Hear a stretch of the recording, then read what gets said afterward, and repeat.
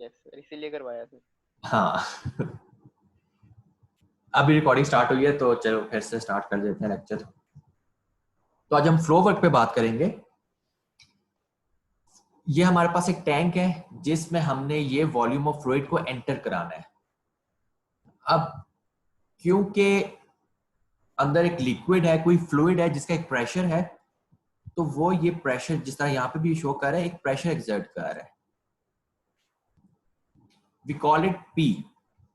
अब हमें यहाँ फ्लूइड को खुद भी कम से कम पी ही प्रेशर लगाना पड़ेगा ताकि इक्विलिब्रियम आ जाए और ये फ्लूइड इनसाइड मूव कर सके। तो जब V volume of fluid P pressure के अगेंस्ट मूव करेगा और इसने जितना इसका अपना वॉल्यूम है V, उसने उतना ही यहां से फ्लूइड भी डिस्प्लेस करना है। ठीक है, उसने यहां से इसी तरह एक V वॉल्यूम का फ्लूइड का चंक को डिस्प्लेस करना है, उसने उसको एग्जिट करवाना है ताकि ये खुद एंटर हो सके अगेंस्ट प्रेशर P। तो ये work is flow work and this is simply force into displacement. Force को हम प्रेशर मल्टीप्लाइड बाय एरिया लिख सकते हैं, और एरिया और लेंथ सही है आपके पास। दिस इज दी क्रॉस, जो भी इसका क्रॉस सेक्शनल एरिया है वो, और जो ये इसकी लेंथ है ये एल लेंथ, इसको मल्टीप्लाई करें तो हमारे पास वॉल्यूम ऑफ फ्लूइड, जो हमारा फ्लूइड का एलिमेंट है उसका जो वॉल्यूम है वो आ जाता है। So this is PV work, जो कि हम पहले भी देख चुके हैं कि बाउंड्री वर्क की तरह की एक ये चीज है फ्लो वर्क भी, और इसका रिलेशन भी पीवी है। अगेन यही, इस एलिमेंट को अगर हमें इस कंट्रोल वॉल्यूम एंटर करवाना है तो हमें पीवी वर्क करना पड़ेगा।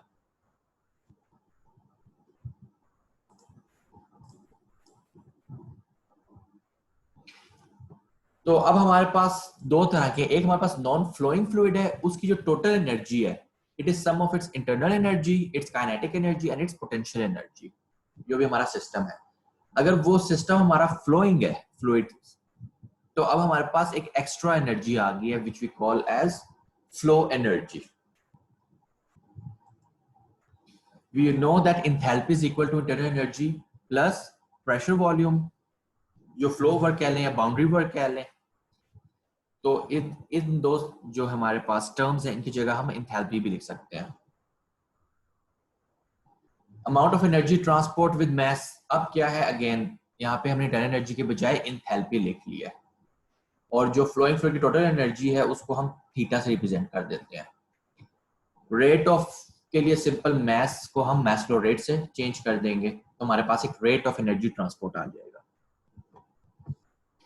इसी से रिलेटेड एक एग्जांपल है, हमारे पास एक प्रेशर कुकर है जिसमें स्टीम बन रही है, और वो वेट हमने हटा दिया तो अब स्टीम एस्केप करने लग गई है। ओवरऑल इसका जो वॉल्यूम क्या है वो 4 लीटर है। Operating pressure is 150 kilo pascal.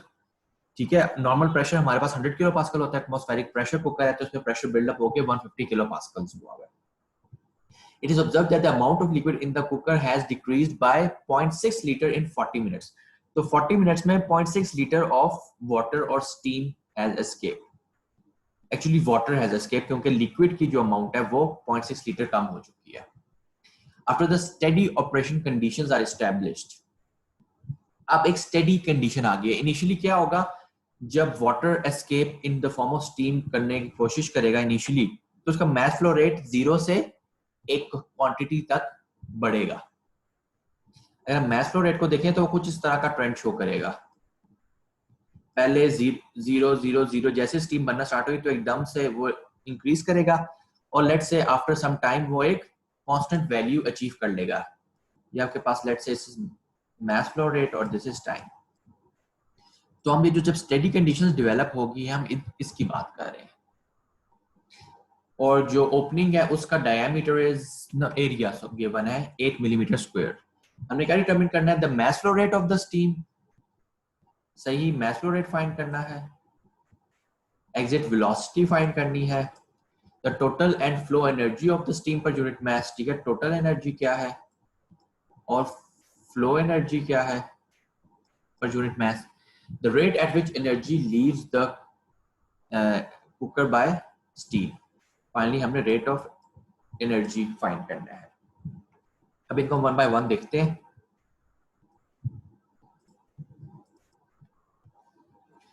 Again some assumption हम स्टडी एज्यूम कर रहे हैं। Kinetic potential energies are negligible. Potential energy तो नेग्लिजिबल ही है। जो कुकर में से स्टीम एस्केप कर रही है वो जब राइज भी करेगी, आपको पता है कुकर की कितनी ही डायमेंशन होती हैं, लेट्स से 1 फुट 1.5 फुट, उसमें पोटेंशियल एनर्जी में जो चेंज है that is negligible. Yes, kinetic energy में चेंज आ सकता है, वो आगे देखेंगे कि वो क्या चेंज है।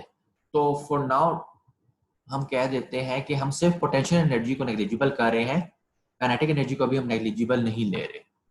Saturation condition exists within the cooker at all times so that the steam leaves the cooker as a saturated vapor at the cooker pressure. सही, it is an important assumption क्योंकि स्टेडी हम phenomena देख रहे हैं। तो 150 kilo pascal पे ये जो लिक्विड है ये भी हमारे पास सैचुरेटेड लिक्विड है और ये भी सैचुरेटेड स्टीम है, क्योंकि लिक्विड जैसे ही स्टीम बनेगा वो इसके थ्रू एस्केप कर जाएगा। वो एक्सपेंड करना चाहता है तो वो इसके थ्रू एस्केप कर जाएगा। तो it is an important condition कि ये सैचुरेटेड लिक्विड है और ये जो स्टीम एस्केप कर रही है सैचुरेटेड स्टीम है, but not at atmospheric pressure, at this pressure जो कि कुकर में हम मेंटेन कर रहे हैं। अब हम स्टार्ट करते हैं। सबसे पहले हमने फाइंड करना था मास फ्लो रेट। मास फ्लो रेट फाइंड करने के लिए सबसे पहले हम मास फाइंड करेंगे। हम मास किस तरह फाइंड कर सकते हैं? हमें बताया गया है कि जो वॉल्यूम ऑफ फ्लूइड है जो एस्केप किया है लिक्विड का वो 0.6 लीटर किया है। अगर हम specific volume of liquid find कर लें, बहुत ज्यादा लैग कर रही है। सॉरी सर आपकी आवाज बहुत ज्यादा लैग कर रही थी दरम्यान में। अच्छा यार, अगेन वो इंटरनेट इश्यूज आइदर एंड पे हो सकते हैं, तो इसका तो इसकी कोई रेजोल्यूशन नहीं है। रिकॉर्डेड लेक्चर आपको मिलेगा, तो अगेन जो पार्ट आप मिस कर रहे हैं आप थ्रू वो देख लें। I can not think of any other solution. ठीक है, स्क्रीन थोड़ी राइट कीजिएगा। स्क्रीन सॉरी स्लो थोड़ा सा राइट पे करें सर। उसको जूम इन कर लेना। यस उसको खुद सर। जूम कर लेना। अच्छा चलो देखते हैं, ये ले बेटर।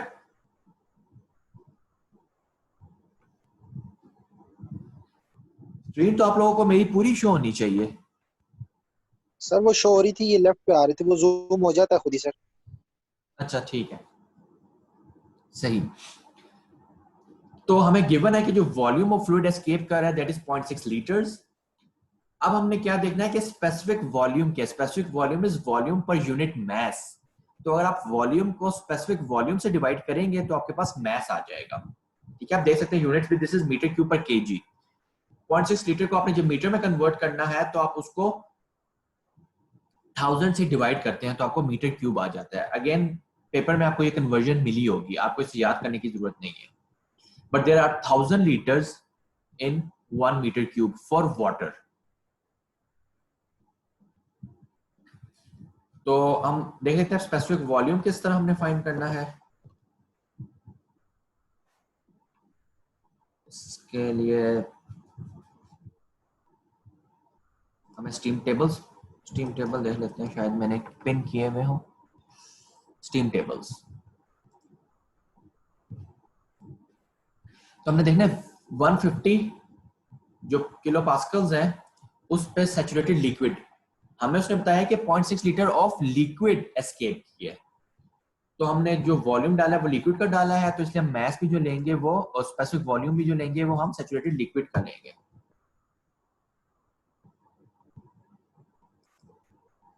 सैचुरेटेड वाटर, हमें ये तो कंप्रेस्ड टेबल आएंगे। 150 पास्कल्स पे अगर हम चले जाएं, स्टीम टेबल हमें विजिबल नहीं हो रहा। सॉरी स्टीम टेबल से आप नहीं क्यों नहीं हो रही? हमें नहीं विजिबल नहीं हो रहा यार, एक स्टूडेंट बोले स्टीम टेबल से सर। वैल्यूज जो आप फाइंड करने की कोशिश कर रहे हैं वो हमें विजिबल नहीं हो रहा स्क्रीन पे। मैं भी इसको जूम इन कर दूंगा थोड़ा। अच्छा वो आपकी स्क्रीन शेयर नहीं हो रही, ठीक ठीक ठीक। Yes sir.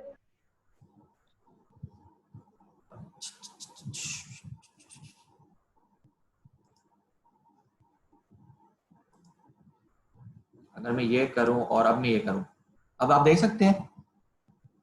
Yes sir. ठीक है। तो हमने 150 किलो पास्कल ये प्रेशर है, इसमें 150 किलो पास्कल ये है, ठीक है। और जो थर्ड कॉलम है वो वॉल्यूम ऑफ फ्लूइड का है। तो अब मैं इसको जरा जूम इन कर रहा हूं। 150 किलो पास्कल्स पे हमारे पास जो वॉल्यूम है वो आ गया आपके पास 0.001053, ठीक है, VF।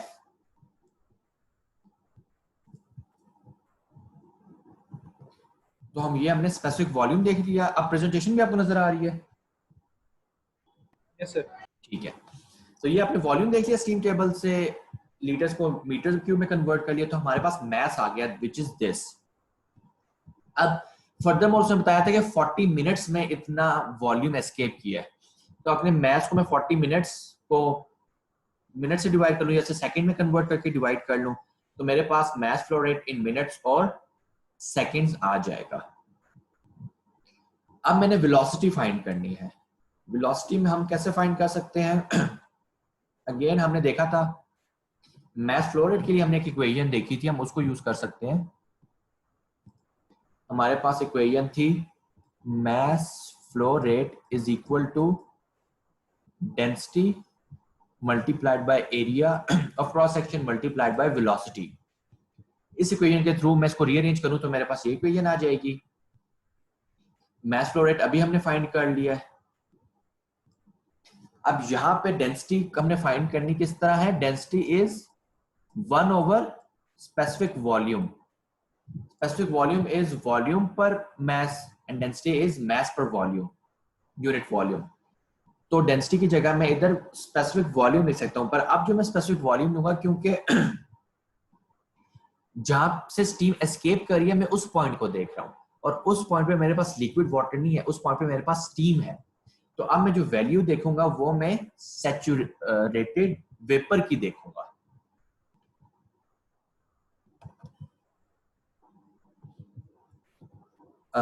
अगेन आप उसी तरह 150 किलो पास्कल के कॉरेस्पॉन्डिंग जिस तरह मैंने सैचुरेटेड लिक्विड का वॉल्यूम देखा था, आप सैचुरेटेड वेपर का VG देख लेंगे, ठीक है, जिसकी इस तरह की वैल्यू है। ये इक्वेशन हमने यूज करनी है। अब इसमें मुझे डेंसिटी चाहिए।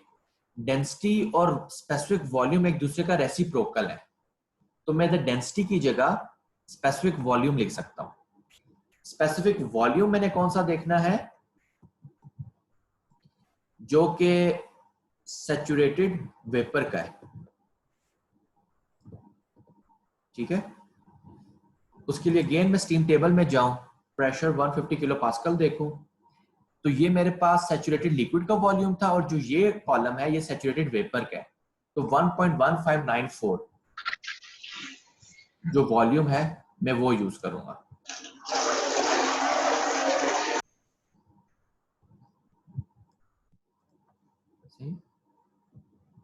तो यहां पे मैंने ये वैल्यू डाल दी 1.1594 की।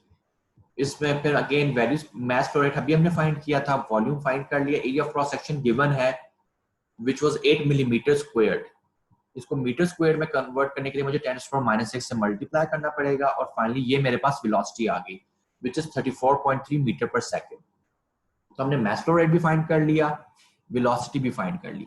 इसके बाद मैंने फाइंड करनी है स्पेसिफिक टोटल एनर्जी और फ्लो एनर्जी। ये दो चीजें मैंने फाइंड करनी है।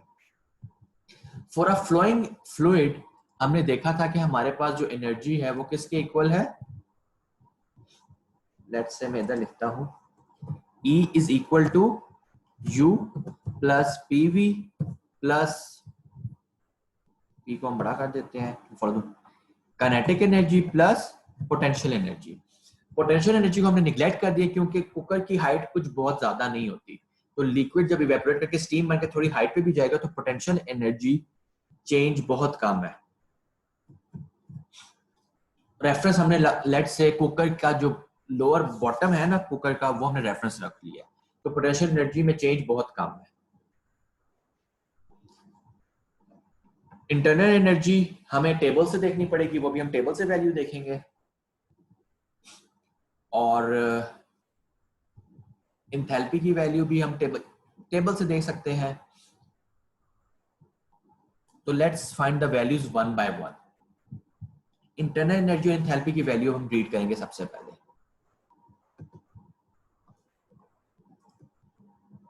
Come on.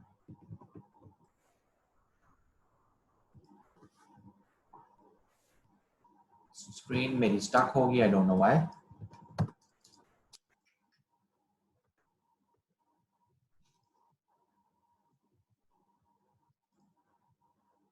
चलो यहाँ से स्टीम टेबल खोल लेते हैं। तो आप लोगों को आवाज आ रही है? यस सर, आ रही है बात। ठीक है,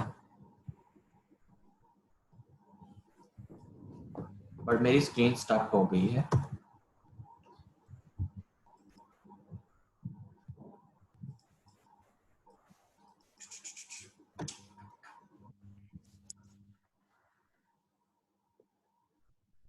वर्किंग नाउ अगेन।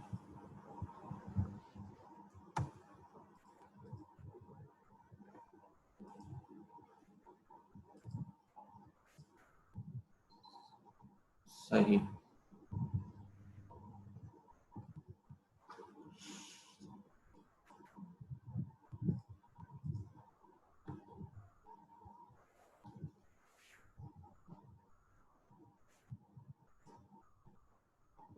चलो, इट्स वर्किंग अगेन।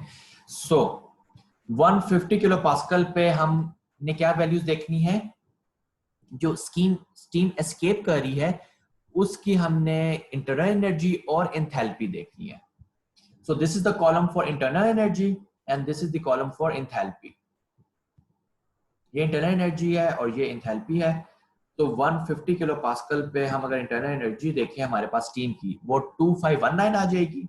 आप ये वैल्यू देख लेंगे, और एंथैल्पी के लिए आप ये वैल्यू देख लेंगे 2693।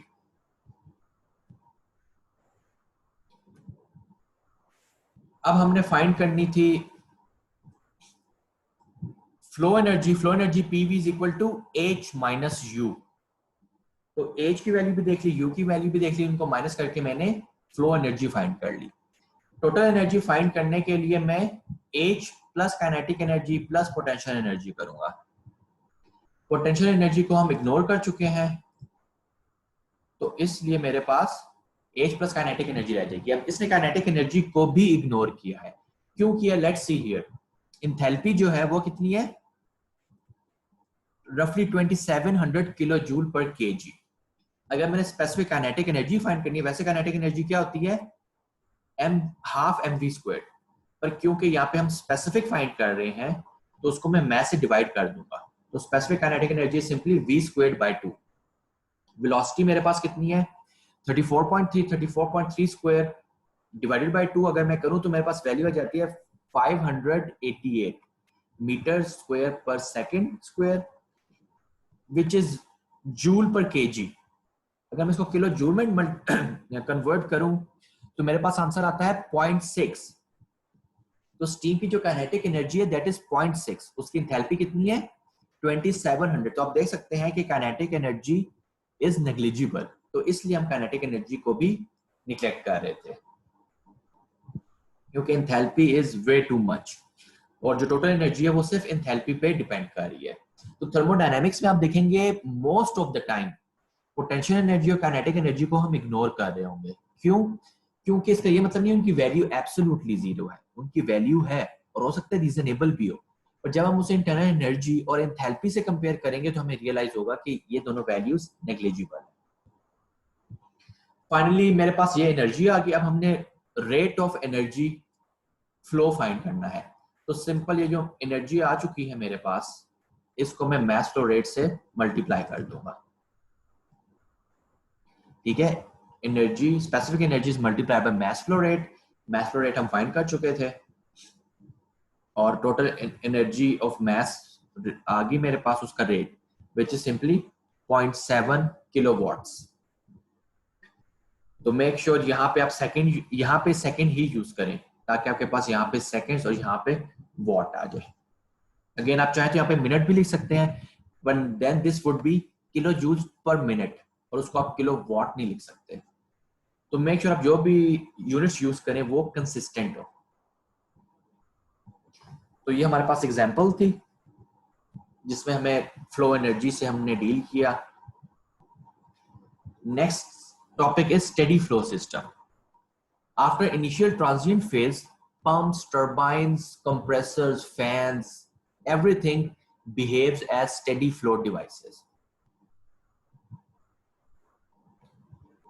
ये जो आप लिखना चाह रहे हैं ये मुझे भी नजर आता है, तो काइंडली अवॉइड इट। नहीं वो सर मेरे से गलती से टैप हुआ था, हाँ। मैंने वो जल्दी से बंद कर दिया।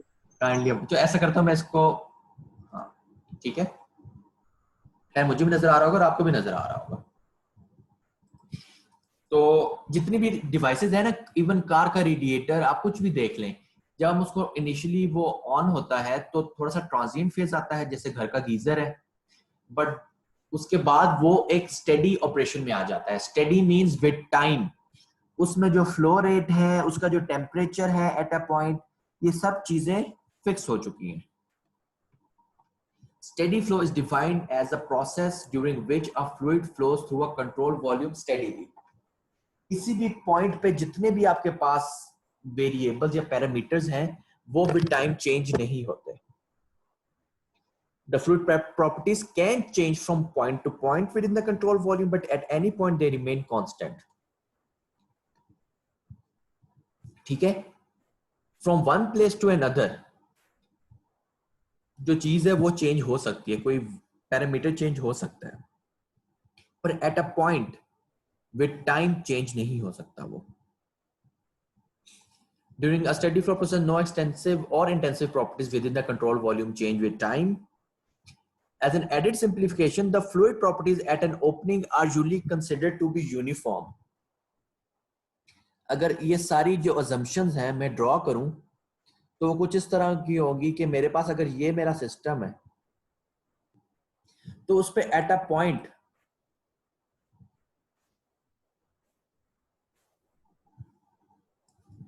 टेम्परेचर, प्रेशर, स्पेसिफिक वॉल्यूम, जितने भी पैरामीटर्स हैं सारे विद टाइम कांस्टेंट रहेंगे। एक चीज,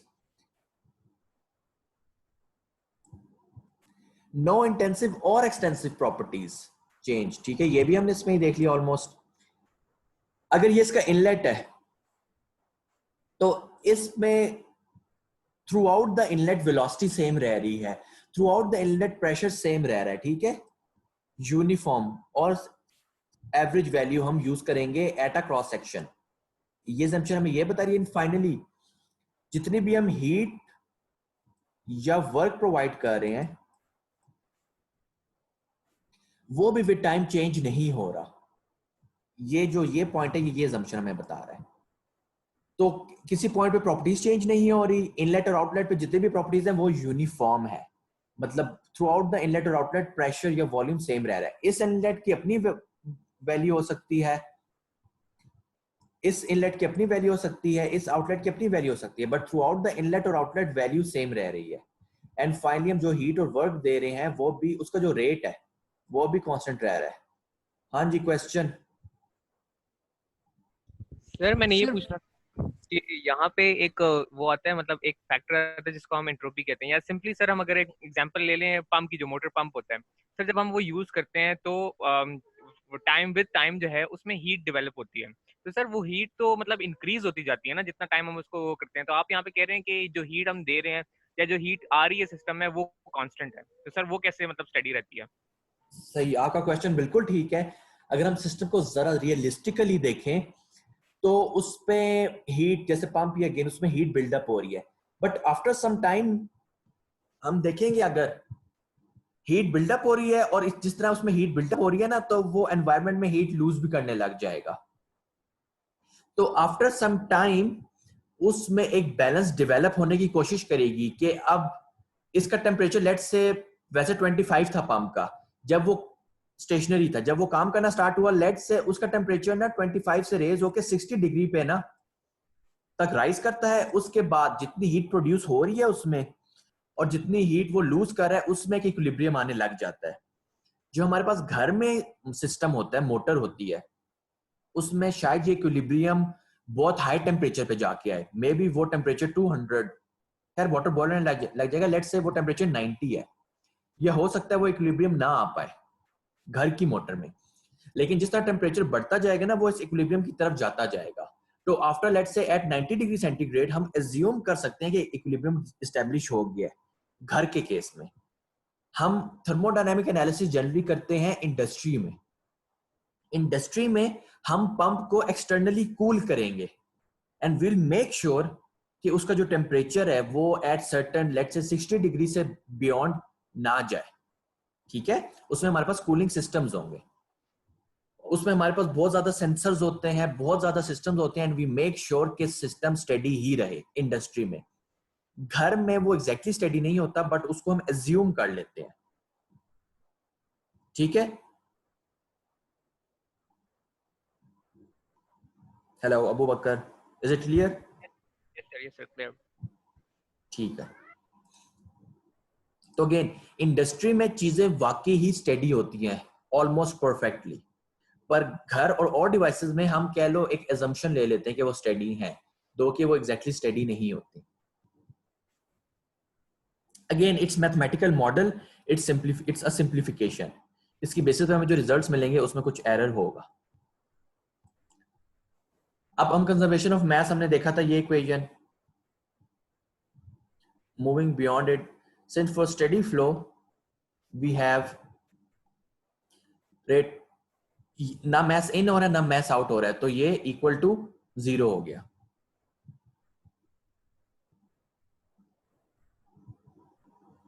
जितना मैस आ रहा है उतना ही मैस लीव करेगा। ओके, आज जूम कह रहा है कि we have remove the 40 minutes time limit on your group meeting. I love it. Okay, और फॉर अ सिंगल स्ट्रीम, ठीक है, स्टेडी फ्लो के लिए हमारे पास ये आ गया कि जाहिर बात है स्टेडी है तो विद टाइम 0 हो जाएगा, मैस इन आउट इक्वल हो गया, और हमारे पास ये इक्वेशन आ गई ρ1 V1 A1 is equal to ρ2 V2 A2। अगर हमारे पास सिंगल स्ट्रीम है, यानी एक इनलेट है और एक आउटलेट है, with in the inlet density भी कांस्टेंट रहेगी, वेलोसिटी भी और एरिया भी। एरिया तो हम ले ही टोटल रहे हैं, and similarly with in the outlet हमारे पास डेंसिटी और वॉल्यूम कांस्टेंट रहेगा।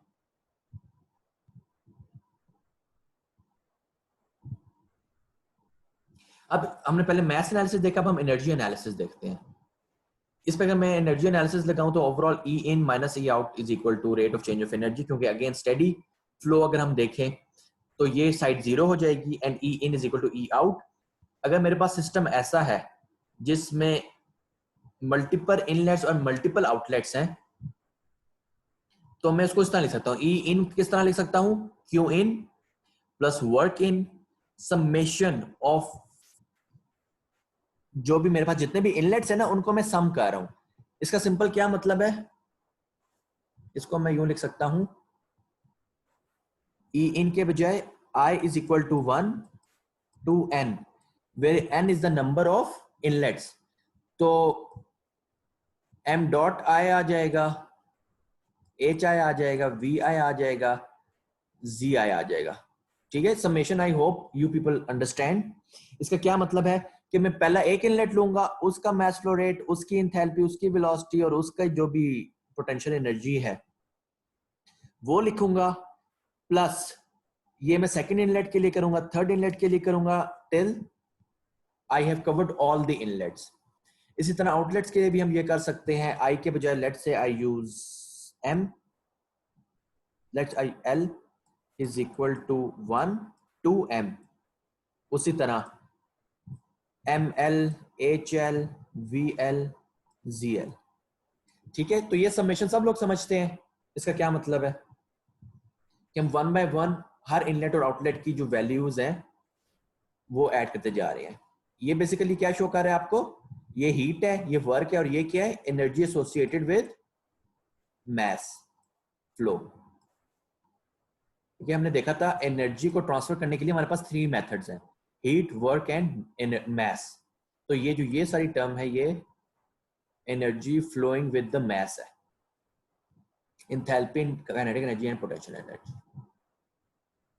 I hope that's clear. Moving on to the next slide. Also, क्योंकि हमने PV को एंथैल्पी के अंदर एम्बेड कर दिया है, तो जो ये वर्क है ये boundary work, non flow work है. एक्सटर्नल बाउंड्री वर्क भी हो सकता है ये, और शाफ्ट वर्क भी हो सकता है, लेकिन फ्लो वर्क को आपने इसमें कंसिडर नहीं करना है क्योंकि वो एंथैल्पी में हमने एम्बेड कर दिया. अगेन हीट और वर्क को एक साइड पे ले जाए, मास फ्लो रेट्स को एक साइड पे ले जाए, तो हमारे पास इक्वेशन ये आ जाती है. Furthermore, we can use Q dot as Q in minus Q out, which is net heat in, and we can use work dot as work out minus work in, which is net work out. This is net heat in, this is net work out. This is in minus out, this is out minus in. तो Q in minus Q out को तो हम as it is Q dot लिख देंगे. ये work out minus work in है, यहाँ पे हमारे पास work in minus work out है, तो हाँ, इसके साथ एक माइनस साइन आ जाएगा. Again overall it's up to you. आप ये इक्वेशन यूज करना चाहते हैं, ये फॉर्म यूज करना चाहते हैं, आप ये फॉर्म यूज करना चाहते हैं, आप ये फॉर्म यूज करना चाहते हैं, इट्स अप टू यू. सब ठीक है, but you have to be careful कि आप उसके हिसाब से फिर वैल्यू लिखें. यहां पे आप वर्कआउट इटसेल्फ को पॉजिटिव लेंगे, वर्क इन को नेगेटिव लेंगे क्योंकि आपने एक एक्स्ट्रा नेगेटिव डाला हुआ है.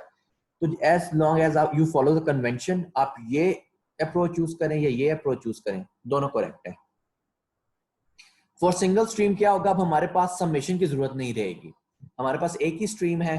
फर्दरमोर अगर एक ही स्ट्रीम है तो उसमें से जितना मैस एंटर हो रहा है और जितना मैस एंटर हो रहा है, जितना मैस लीव कर रहा है, ये दोनों मैसेज इक्वल होंगे क्योंकि एक ही इनलेट है, एक ही आउटलेट है और स्टेडी फ्लो है. जितना मैस एंटर हो रहा है उतना वो लीव करेगा. तो इस m डॉट को मैं कॉमन ले लूंगा और सिंपल, अगर मैं आउटलेट को 2 कह देता हूं और इनलेट को 1 कह देता हूं तो ये मेरे पास फॉर्म आ जाएगी where 2 denotes outlet quantities and 1 denotes inlet quantities. Summation हट गया, m डॉट कॉमन ले लिया, तो h2 minus h1, v2 minus v1 and z2 minus z1, ये मेरे पास for single stream steady flow energy equation मेरे पास ये है. ठीक है, दो अजम्पशन है, सिंगल स्ट्रीम है और flow is steady.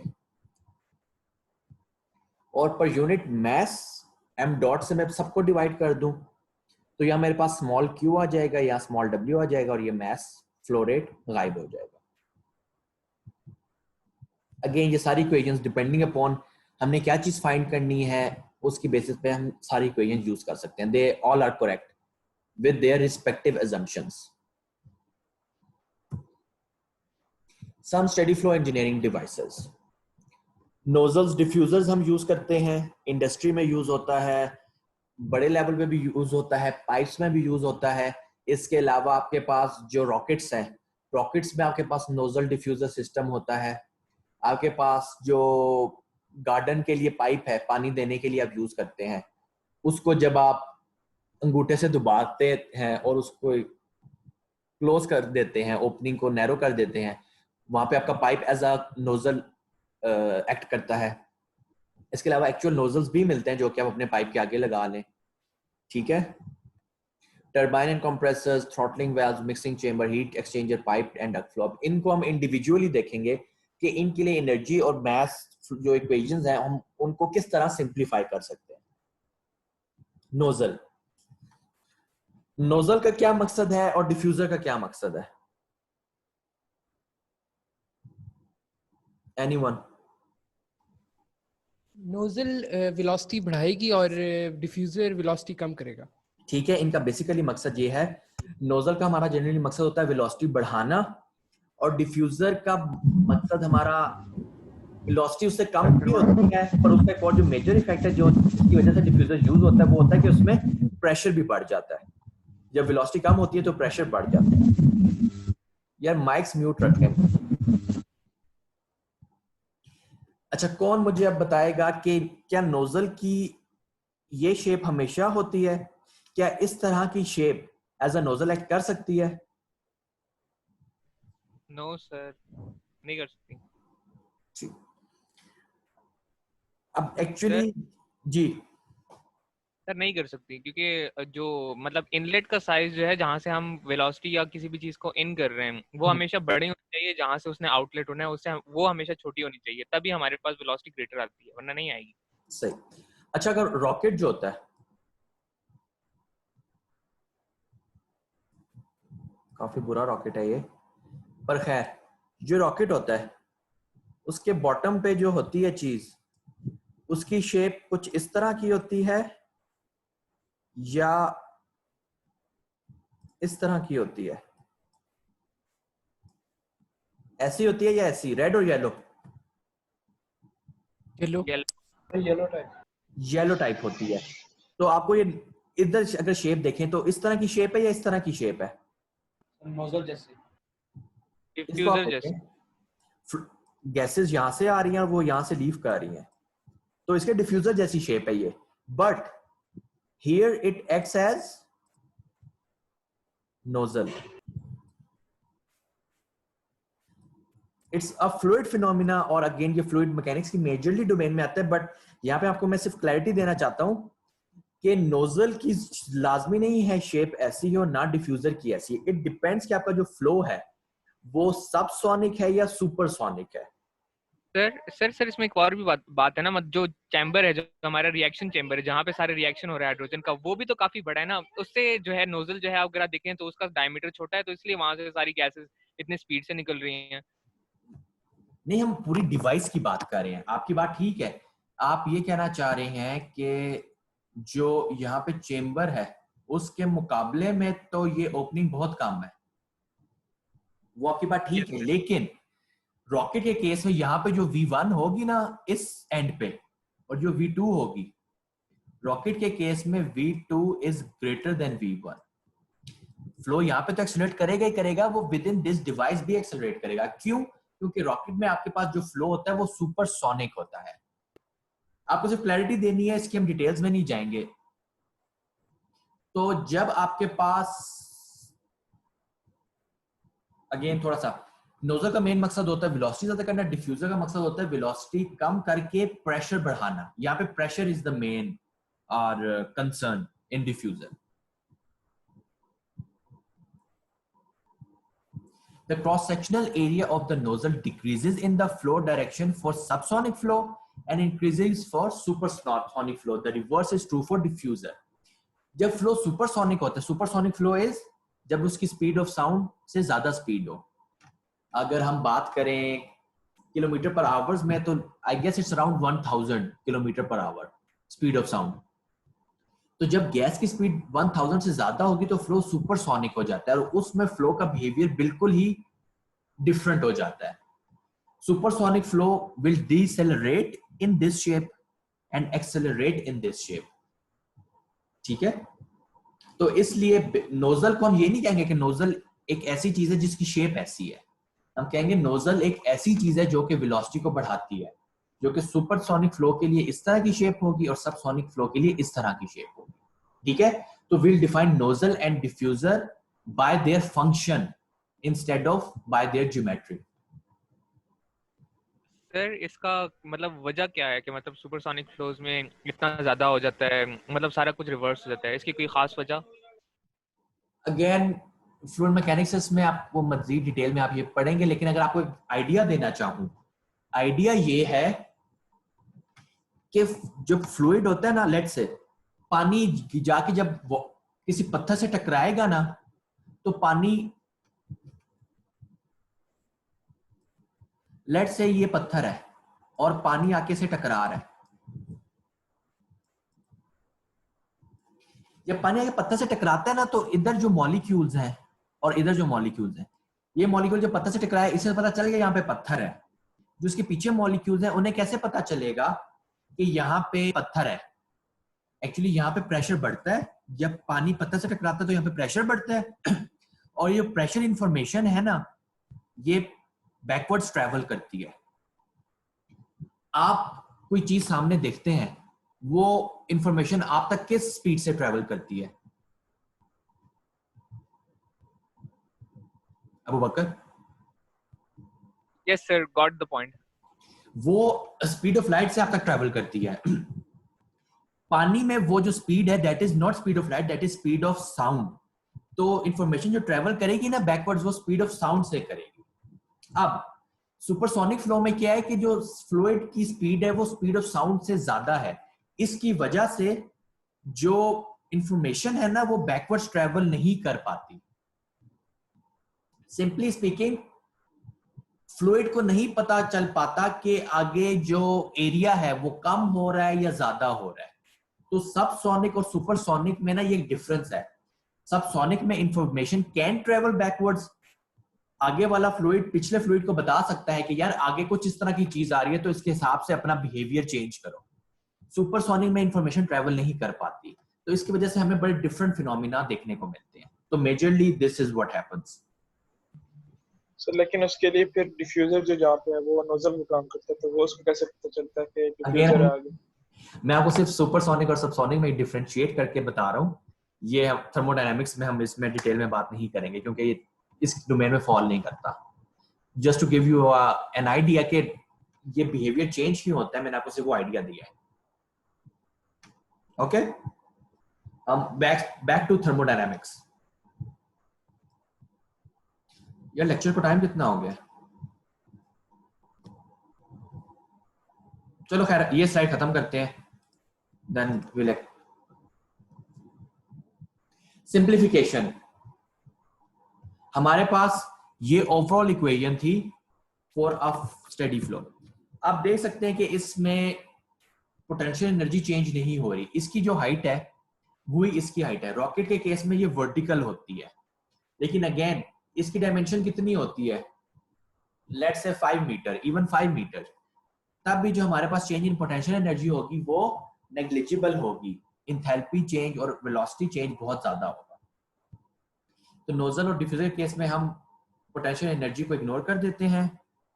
Again work इसमें कोई नहीं हो रहा, वर्क को भी हम इग्नोर कर दिया। ठीक है, फ्लो वर्क को हम कंसीडर नहीं कर रहे इस वर्क में। फ्लो वर्क इधर एम्बेड हुआ हुआ है, उसके अलावा कोई वर्क नहीं हो रहा है। इसको भी हमने निगलेक्ट कर दिया। हीट लॉस, अगेन यहाँ पे हाई टेम्परेचर अगर गैसेस हैं तो वो हीट लूज तो करेंगी, बट ये फ्लो की स्पीड जनरली इतनी तेज होती है कि फ्लूइड जितनी देर में यहां से यहां जाता है वो बहुत ही कम हीट लूज कर पाता है। तो again this is not zero but it is negligible, तो हम इसको भी जीरो कर देंगे। तो ओवरऑल हमारे पास जो इक्वेशन है वो ये रह जाएगी, which shows enthalpy and kinetic energy of fluid entering the nozzle or diffuser is equal to enthalpy and kinetic energy of fluid leaving। तो अगर तो वो नोजल है तो क्या होगा, हमारे पास स्पीड बढ़ जाएगी और एंथैल्पी कम हो जाएगी। तो एंथैल्पी का एक जो पार्ट है वो स्पीड में कन्वर्ट, काइनेटिक एनर्जी में कन्वर्ट हो जाएगा। अगर डिफ्यूजर में क्या होगा, जो काइनेटिक एनर्जी है वो कम हो जाएगी और उसका एक पार्ट एंथैल्पी में कन्वर्ट हो जाएगा। सही, और एंथैल्पी में भी एग्जैक्टली किस टर्म में वो कन्वर्ट होता है, वो प्रेशर में कन्वर्ट होता है। इसलिए डिफ्यूजर में आपको काइनेटिक एनर्जी आप कम करते हो और उसको प्रेशर में कन्वर्ट कर लेते हो। So that's all for today. इसको अब हम कंटिन्यू करते हैं। लेक्चर खत्म हो गया है। आपके जो क्वेश्चंस है वो आस्क कर सकते हैं और जिन स्टूडेंट ने क्वेश्चन नहीं पूछना, if they want they can leave. So question sir heat out बता दें नेग्लिजिबल क्यों? इसमें हम हीट लॉस को क्यों इग्नोर कर रहे हैं? Yes sir. जनरली नोजल और डिफ्यूजर जो एप्लीकेशन होती है ना, इनमें स्पीड्स आर हाई। ठीक है, तो इसकी वजह से जितनी देर में fluid, generally speeds are high और जो इनकी अपनी डायमेंशंस हैं दे आर स्मॉल। तो जितनी देर में फ्लूइड यहां से यहां मूव करता है, अब आप देख सकते हैं this is heat flow rate, वो बहुत कम हीट रिजेक्ट करता है। और अगर हम इसको फ्लो रेट की टर्म्स में करें तो लेट्स से वो 1 सेकंड में, लेट्स से वो लेफ्ट टू राइट मूव कर गया, तो इस 1 सेकंड में उसने जो हीट रिजेक्ट की है वो बहुत कम है।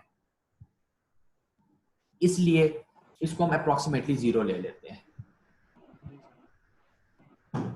Again it's not absolutely 0, but to simplify our analysis हम इसको 0 कर रहे हैं। वर्क डन इज एब्सोल्युटली 0, ये ना एब्सोल्यूट 0 ये है, और हो सकता है ना ये एब्सोल्युटली 0। एक चीज होती है उसे हम कहते हैं ऑर्डर ऑफ मैग्नीट्यूड एनालिसिस, ठीक है, ऑर्डर ऑफ मैग्नीट्यूड एनालिसिस। इसमें हम क्या करते हैं, अगर हम इन टर्म्स को देखेंगे ना इंडिविजुअली, तो इस टर्म की वैल्यू लेट से होगी 5, इसकी वैल्यू होगी लेट से 3, इसकी वैल्यू होगी रफली 90, और इसकी वैल्यू होगी रफली लेट्स से 130। तो अगर आप ओवरऑल इक्वेशन को देखें ना, तो इसका ऑर्डर है 1, कि ये 0 to 10 के दरमियान है, ठीक है, ये यूनिट्स हैं। अगेन इसका ऑर्डर भी 1 है, इसका ऑर्डर जो है वो 2 है, कि ये 10 to 100 के दरमियान है, इसका ऑर्डर रफली 3 हो चुका है। तो जो एक ऑर्डर का जब चेंज आता है ना, तो हम जनरली चीजों को निग्लेक्ट कर पाते हैं। तो अगर आप ओवरऑल इक्वेशन देखें ना, तो इसमें इसका रोल और इसका रोल बहुत कम है, मेजर रोल ये दोनों प्ले कर रहे हैं, इसलिए 2 के 0 नहीं है, बट इनकी अमाउंट बहुत कम है, इसलिए हम इन दोनों को निग्लेक्ट कर देते हैं, और इन दो को हम निग्लेक्ट नहीं करते। क्लियर? समझ आ गया। Yes sir. Any other question?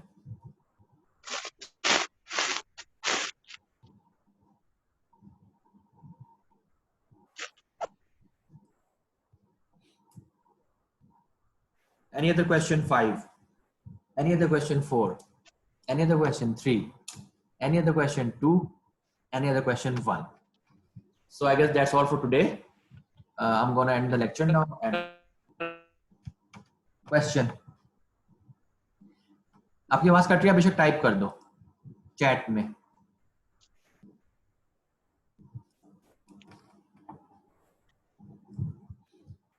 अगर किसी का इंटरनेट ठीक नहीं है और वो नहीं पा रहा, तो they can always type the question in the chat. Sir जो मतलब ये नोजल या डिफ्यूजर का केस है जिसमें हमने ये इक्वेशन प्रूव किया है, सर ये किस सिस्टम के लिए, मतलब इसमें सिस्टम क्या है हमारा?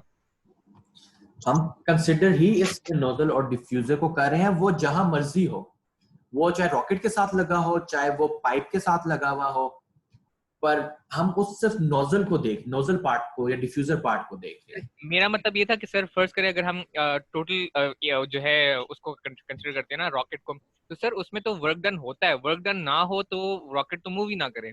तो सर वर्क डन मतलब हमने वो, मैं उस तरह कह रहा था कि सर हम सिर्फ नोजल या डिफ्यूजर को कंसीडर कर रहे हैं टोटल सिस्टम को।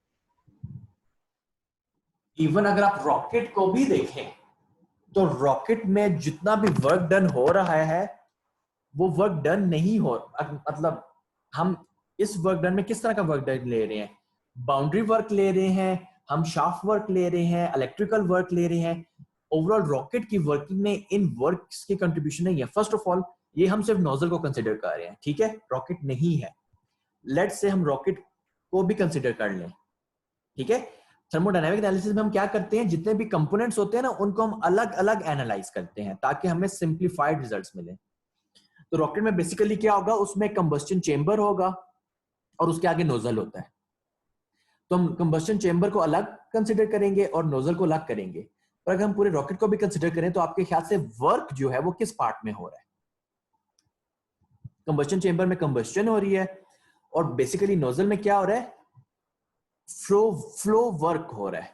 और डिफरेंस इन फ्लो वर्क की वजह से या डिफरेंस इन प्रेशर की वजह से वो जब एक्सपेंड करती है और स्पीड उसकी बढ़ती है, मोमेंटम उसका बढ़ता है, तो एज अ रिएक्शन रॉकेट पे एक फोर्स लगती है और वो उड़ता है, उसमें वर्क कोई नहीं हो रहा। सर थ्रस्ट तो डिफ्यूजर ही दे रहे हैं ना, जो मेन थ्रस्ट है सर जो रॉकेट को मिल रही है वो तो नोजल दे रहे हैं। Yes sir. हाँ, मतलब वो देखने में डिफ्यूजर शेप है, लेकिन क्योंकि वो सुपरसोनिक होता है तो वो होता नोजल है। यस सर, तो मेन थ्रस्ट तो वही दे रहा है, तो मतलब आप कह रहे हैं कि वो बिल्कुल जीरो वर्क है, मतलब उसका वर्क वो थ्रू वर्क थ्रस्ट नहीं दे रहा, वो थ्रस्ट किसके थ्रू दे रहा है, वो अपना मोमेंटम चेंज करके थ्रस्ट दे रहा है। नोजल क्या कर रहा है? नोजल इज मेकिंग श्योर कि V1, इसकी मैं बात कर रहा हूं, so V2 is greater then V1। अब क्योंकि मास फ्लो रेट कांस्टेंट है, तो अगर आप देखें तो m dot V2 minus V1 is greater than 0। ऐसे ही है। Yes sir. m dot V2 minus V1 is rate of change of momentum. ये किसके इक्वल होता है? Rate of change of momentum is equal to total impulse force. अगर मैं यहाँ पे मास लिखता तो इंपल्स होता, मैंने यहाँ पे m डॉट लिखा है, तो इज इक्वल टू फोर्स। ये वो फोर्स है जो कि रॉकेट को थ्रस्ट देती है, और वो किसकी बेसिस पे आ रही है? Rate of change of momentum. आपने नोजल एक स्टेशनरी बॉडी है जो कि वेलोसिटी बढ़ा रहा है, जरूरी नहीं है आप वर्क करें कोई। जिस तरह गाड़ी के इंजन में वर्क होता है और गाड़ी चलती है, पर रॉकेट में कोई वर्क नहीं हो रहा, उसमें सिंपल आप गैसेस को कंबस्ट कर रहे हैं और उनको फिर थ्रू नोजल एक्सेलरेट कर रहे हैं। जब उसे आप एक्सेलरेट करते हैं तो उसका मोमेंटम चेंज हो जाता है और उसकी वजह से फोर्स लगती है। आप ठीक है, नोजल से आप फ्लूइड को इस डायरेक्शन में एक्सेलरेट कर रहे हैं और वो ऑपोजिट डायरेक्शन में रॉकेट पे फोर्स लगती है। Action and reaction. Any other question?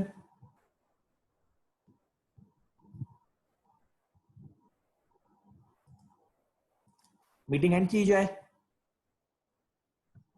Yes sir. चलो यार, ओके जी, अल्लाह हाफिज। सर एक चीज हाँ, सर ये जो एटमाइजर होता है, जो मतलब सर किसी भी फ्लूइड को ना एटम्स में जो है कर देता है, या फिर बिल्कुल फाइन पार्टिकल्स में जो है ना उसको स्प्रे आउट करते हैं, जो मतलब सिंपल स्प्रे होता है जी सर, उसमें भी हम पीछे से प्रेशर देते हैं या पीछे से हम वेलोसिटी देते हैं तो वो करता है, तो क्या सर वो भी एक डिफ्यूजर होता है? एक सेकंड यार, slides have been uploaded in the drive. ठीक है, इसकी जो स्लाइड्स है ना वो ड्राइव में अपलोड कर दी गई हैं यार। वो नोजल होता है क्योंकि जनरली उसमें जो स्पीड्स होती हैं वो आप कह रहे हैं वो सुपरसोनिक स्पीड्स पे काम नहीं कर रहा होता। ठीक, अब जो वो नोजल उसकी स्पीड से बढ़ाता है, अब वो एटमाइज क्यों होता है वो एक डिफरेंट साइंस है।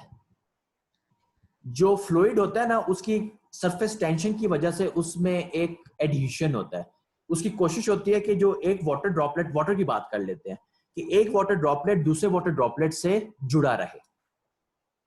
जब आप उसको बहुत ज्यादा स्पीड देते हैं ना तो उस इनर्शिया की वजह से उसकी टेंडेंसी आ जाती है कि वाटर ड्रॉपलेट एक दूसरे से, मतलब जब वो नोजल से निकलते हैं ना तो हर वाटर ड्रॉपलेट अपनी डायरेक्शन में जाने की कोशिश करता है, जिसकी वजह से दोनों वाटर ड्रॉपलेट डिफरेंट डायरेक्शन में जाने की कोशिश करते हैं। तो बेसिकली उसमें दो फिनोमिना हो रहे हैं। एक, उस स्पीड की वजह से वाटर ड्रॉपलेट डिफरेंट डायरेक्शन में जाते हैं, और सरफेस टेंशन की वजह से वो आपस में जुड़े रहना चाहते हैं। तो एटमाइजर में मेक श्योर कि वो वेलोसिटी इतनी ज्यादा हो कि सरफेस टेंशन को वो ओवरकम कर ले और एटमाइजेशन हो जाए। तो इस तरह और सर उसका जो होल बनाया होता है, जो आउटलेट होल होता है, वो बहुत निहायत छोटा होता है, तो मैं मतलब उसको देख के कह रहा था कि शायद ये भी नोजल ही हो। और सर जो मतलब जो ड्रॉपलेट बाहर निकलता है, वो और सर जो ड्रॉपलेट बाहर निकलता है सर, वो तो मतलब उसकी तो वेलोसिटी बिल्कुल नेग्लिजिबल होती है, वो तो सर हवा में जाके बिल्कुल मतलब स्प्रेड आउट हो जाता है, उसकी तो कोई वेलोसिटी होती ही नहीं है। नहीं, उसकी वेलोसिटी ठीक ठाक होती है, बट क्योंकि अब वो एज अ वाटर है तो हवा के ड्रैग की वजह से जनरली वो बहुत क्विकली वो वेलोसिटी लूज करता है, पर at the point of exit उसकी वेलोसिटी काफी होती है। ठीक है सर, समझ आ गई सर। ठीक है, any other question? Any thermo related question? आज हमने काफी फ्लूइड पढ़ी है जी। मुख्तारा जी, अच्छा एक चीज यार, मैंने वो ऑफ किया हुआ है, क्या कहते हैं, वेटिंग रूम, क्योंकि मुझे बार बार वेटिंग रूम में जाके अलाउ करना पड़ता है और मैं लेक्चर भी दे रहा हूँ, वेटिंग रूम भी अलाउ कर रहा हूँ, तो it is very difficult to manage both, इसलिए मैंने वेटिंग रूम ऑफ किया है। बट इन फ्यूचर अगर कुछ लोगों ने अपना रोल नंबर नहीं डाला, आपने रोल नंबर भी डालना है, और मुख्तारा इसको हम कर देते हैं रिमूव, और फॉर फ्यूचर इस तरह अपने नाम के अलावा कोई नहीं आएगा। अगेन मुझे वेटिंग रूम फिर से ऑन करना पड़ेगा ताकि मैं खुद देख के एक एक बंदे को अलाउ करूं, जो कि एक हैसल है क्योंकि वो मैं साथ साथ लेक्चर पे कंसंट्रेट नहीं कर पाता। तो Mukhtara ji is going out and for future kindly यार इतना आप लोग कोऑपरेट करें। बाकी कोई क्वेश्चन? चलो, I'm gonna end the lecture now. I hope there are no more questions. So see you in the next lecture. अल्लाह हाफिज़ सर। Allah Hafiz. एक second.